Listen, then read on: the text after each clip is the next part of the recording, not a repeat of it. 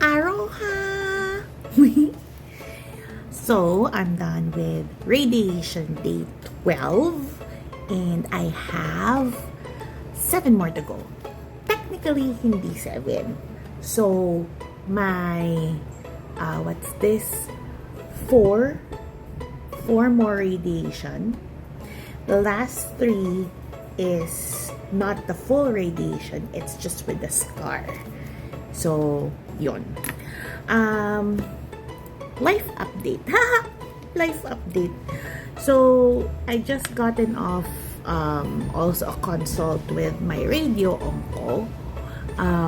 Nagka-panic mode actually ako kanina. One is, I had my radiation done in the morning. But my radio onco's schedule was still after lunch. So, normally kasi, after my radiation, I normally already put moisturizer, aka Cetaphil, on my affected area. So, that's what I do. This time, when I was doing it, sabi ko, oh my God, bumuka yung sugat ko. Parang ganon. So, medyo panic. That's one. But kasi, I cannot see the front itsura because I'm in a public place. I was just in a public toilet. I cannot go dun sa may sink na may malaking mirror to look at it, right? So, and sabi ko nga, meron naman akong follow-up checkup with Doc Valerio. So, sabi ko, okay, let's just wait for Doc Valerio. And eventually, I also have a follow-up checkup with my surgeon. Hopefully, he has a clinic on Saturday, but we'll see. But after the checkup with Doc Valerio, okay naman. It's like, nung clinose yung bubay ko, well, wala na akong bubay. Well, nung clinose siya pa ganun, gumanon lang siya ng konti. So, akala ko laman yung nakikita ko, but it was not. It was not laman. It was more of still the skin. So, gumanon lang siya ng konti. So, nabanat. So, panikera lang. So, it's nothing like really serious. So, we will still go ahead with the radiation. Whew! Okay. So, yeah. Getting back to some of the questions that I received. There was one. Hello ma'am, may positive lymph nodes po kayo. Ilang days po ang radiation nyo? So, an answer is yes.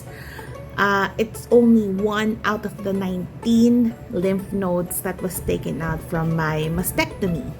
So, but because of that one positive lymph node, I actually had to go through radiation. So, very timely because I actually asked this question to my radio onco. The conventional radiation number of days is 30 days.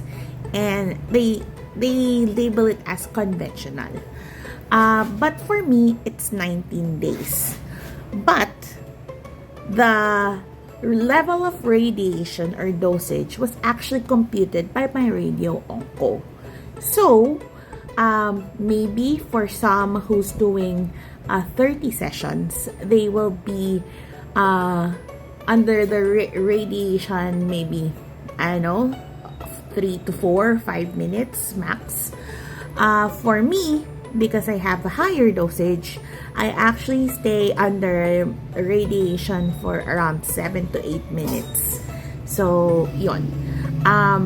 But again, all these came about with the CT planning. So, what was I talking about? So, ito yan, may plano. Okay. So, one is we will be doing the CT simulation, and then part of the CT simulation is wherein you will actually be an immobilization device will be created. I have a breast mask, and it's lavender. Purple army pa rin. So, yun. So, what happens there is that kaya simulation is because you will actually be, it's like a practice session of what's gonna happen every time that you actually go through radiation. Plus, that's also wherein they will actually be tracing the margins where the all the radiation will be targeted at. Mine, I saw the picture, it goes all throughout here in my armpit and then to my breast and a little bit here under my neck. So there's still part here around my neck area. So yeah. So eventually they will measure it and then they compute it.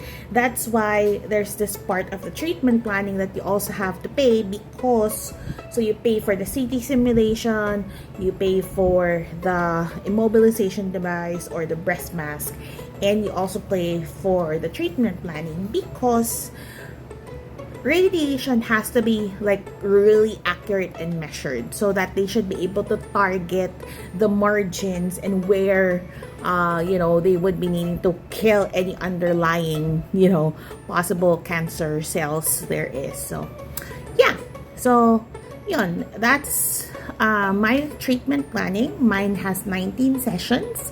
I'm on my 12th session and I have 4 more like full blast, and then the last 3 is directly to the scar. I forgot what they call it, but there's this term, scar something. That's how they call it, that because it's targeted lang dun sa may scar. So yun. So that's to answer the question. So far so good. My armpit, it's burnt, like really burnt na. Yeah, but thankfully it's not as bad as we expected it to be. There are some patients wherein the burn is like literally like 2nd degree burn, that it's watery and whatnot. Mine is like, it's like a typical, if like you're pregnant and you have all your neck and your armpit is turning black. So it's just like a repetition of my pregnancy before. So yeah, that's it. And costing wise, I am still very thankful for PhilHealth. Why?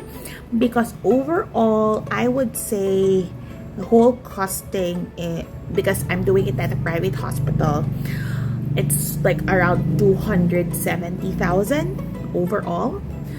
PhilHealth coverage is at around 200,000+ as well. I have my PWD discount, and then the rest will be paid by me and my HMO. Funny thing is that my HMO has copay, so rather than it being fully covered, because it's a pretty big hospital, so for that hospital they do have a copay of 500. So yeah, sometimes when I do my CBC, the CBC is just like around 640. I pay more for the copay rather than what my HMO covers. But still, I'm still thankful because I have my HMO, because it has covered a majority of my treatment. So yeah, that's an update, day 12 of my radiation, and also to answer my the question about my treatment plan on radiation. Talk to you soon, guys. Bye.